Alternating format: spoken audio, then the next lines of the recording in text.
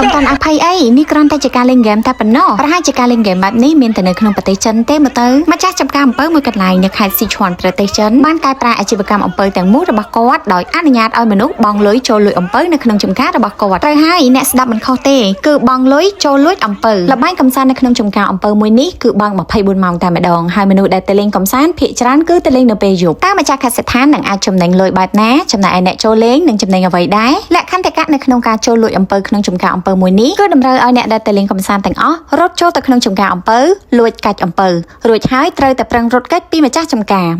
រគឺជាអ្នកដេញចាប់ហើយដើម្បីឲ្យកាន់តែសប្បាយម្ចាស់ចំការក៏បាននាំឆ្កែទៅជាមួយដែរឆ្កែប្រកាសហេតុក្លិនណាស់ដូច្នេះហើយអ្នកដែលលួចចូលទៅកាច់អំពើគឺមិនងាយគេចរួចឡើយប្រាក់ចំណេញដែលម្ចាស់ចំការនេះរកបានពីការបង្កើតល្បែងកំសាន្តនេះប្រៀបធៀបទៅនឹងការប្រមូលផលអំពើកាលពីលើកមុនខុសគ្នាដល់ទៅគុណនឹង5ដងឯនេះមុនគាត់អាចលក់អំពើបានត្រឹមតែមួយដើម2យន់ជាងតែប៉ុណ្ណោះតែបន្ទាប់ពីគាត់ចាប់ផ្ដើមដំណើរការនៅការកំសាន្តក្នុងចំការអំពើរបស់គាត់តម្លៃអំពើក្នុងមួយដើមថ្លៃជាងមុនគុណនឹង5ដងព្រោះលក្ខខណ្ឌនៃការបង់ប្រាក់ចូលលេងកំសាន្តនេះមានពីរបែបទី1ប្រសិនបើអ្នករត់គេចរួចម្ចាស់ចំការចាប់អ្នកមិនបានទេអ្នកត្រូវបង់ថ្លៃអំពើក្នុងមួយដើមដែលអ្នកកាច់ចំនួន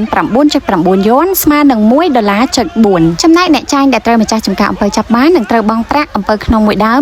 14.9 យួនស្មើនឹង$2.1អាមេរិកមនុស្សម្នាគ្រប់ទីកន្លែងនៅគ្នាតម្រង់ជួរដើម្បីចូលលេងនៅក្នុងចំការអំពើនេះតែម្ដងបាទល្បែងកំសាន្តចោលលួចអំពើនេះមាននៅកម្ពុជាតែអ្នកទៅលេងដែរទេហើយតើអ្នកយល់យ៉ាងម៉េចដែរចំពោះគំនិតអាជីវកម្មមួយនេះអាចខមមិននៅខាងក្រោមឲ្យខ្ញុំបានឃើញផង